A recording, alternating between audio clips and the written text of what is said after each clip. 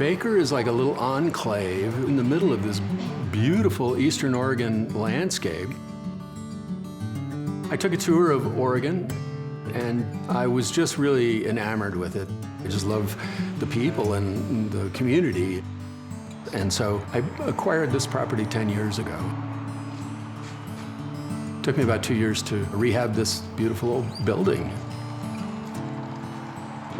My home is upstairs. It's a large loft, and downstairs in the front is my gallery and showroom, and we're in my painting studio right now, and then over a few yards that way is, where I work on bronze.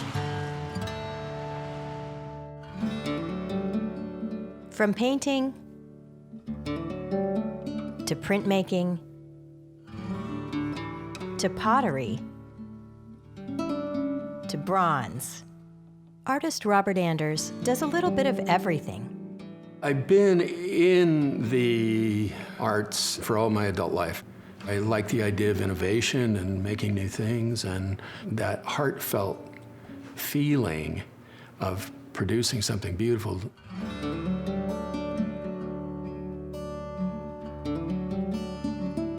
I love to stand outside and paint and observe the big, beautiful world. Being outside is really the primary thing, and then painting is just kind of a secondary excuse to get outside and be in it.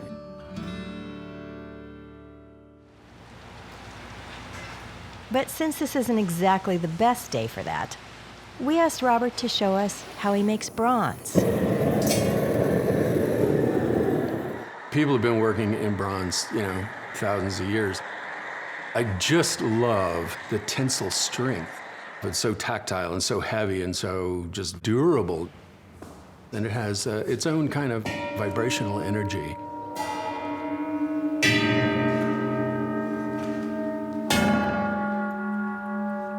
So it's just a very fun material to work with. My bronze work is primarily a functional object. I love the shape of the bowl, it's functional, and yet it has beauty and elegance. I start off with a lump of clay and work up a design motif, and I actually carve it into the clay itself. Here in Baker City, we're surrounded by beautiful nature, and so I often work with trees or other organic and natural design motifs. It's got to kind of flow out from the center because bronze tends to flow that way.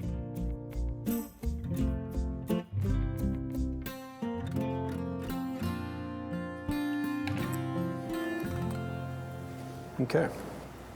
The basic idea of lost wax casting is to create something in wax. And then from that, you can cast it directly into bronze. So I simply begin to coat my design motif with wax to form a large wax positive.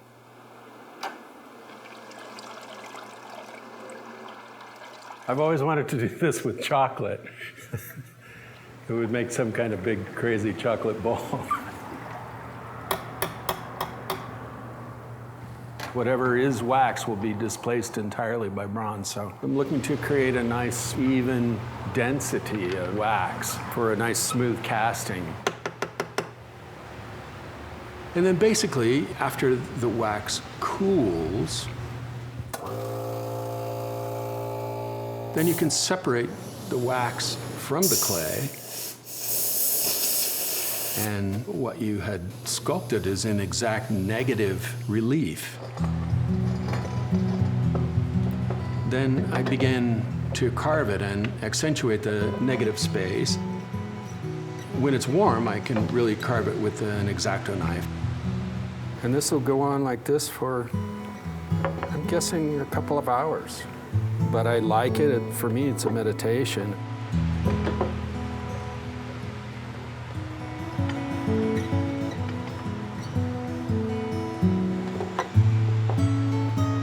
As it cools and gets closer to room temperature, it becomes very brittle.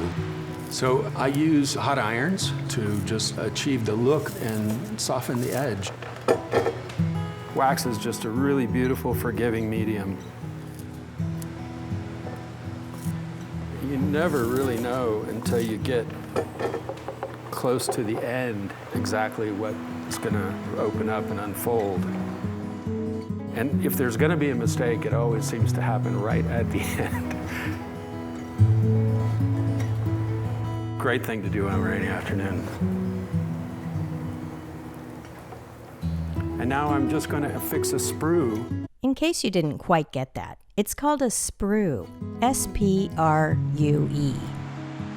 In order for the foundry to introduce bronze to that shape, you need to be able to pour the bronze into that shape somehow. And at the foundry, they'll add vents and so forth, but I add a major sprue, which is kind of like a funnel. I'll just go around it and make sure the sprue is sealed down on there. And there you go. Bob's your uncle.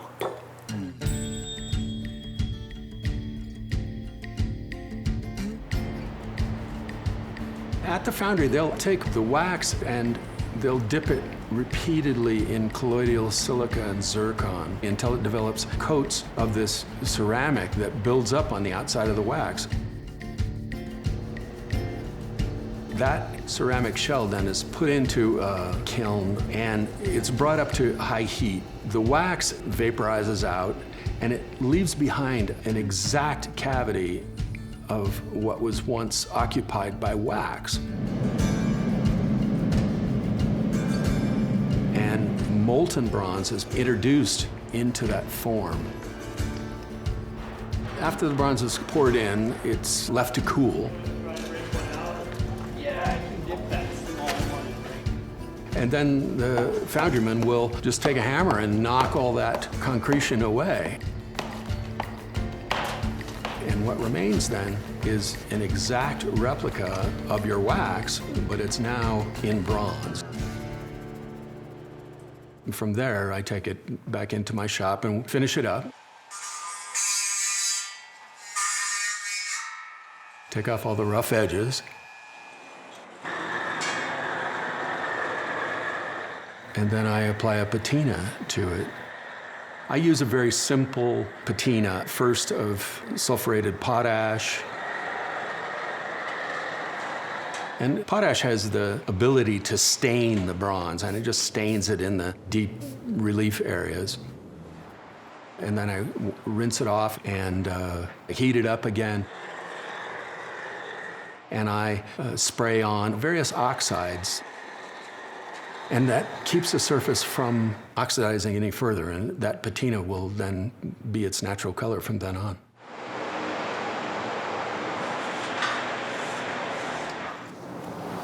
I'm okay with that.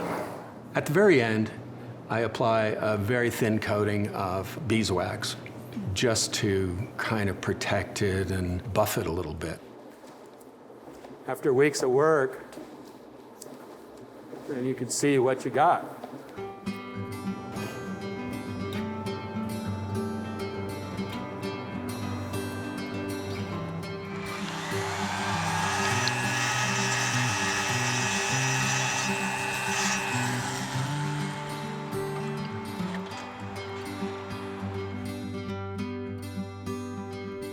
I've been working in bronze for about 20 years, and it does connect me with that long line of craftsmen, thousands of years ago. There's that thread of continuity that we're still working in this medium, even in the 21st century. It's lovely to participate in that.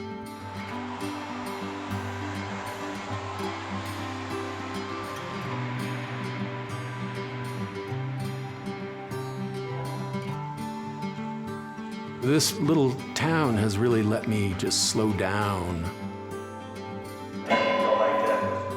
And people just come in and kick the tires and smile and laugh, and we talk, and I really love it in that regard. And it's just my privilege to not only to be here, but to be accepted here and to work in the mediums that I work in.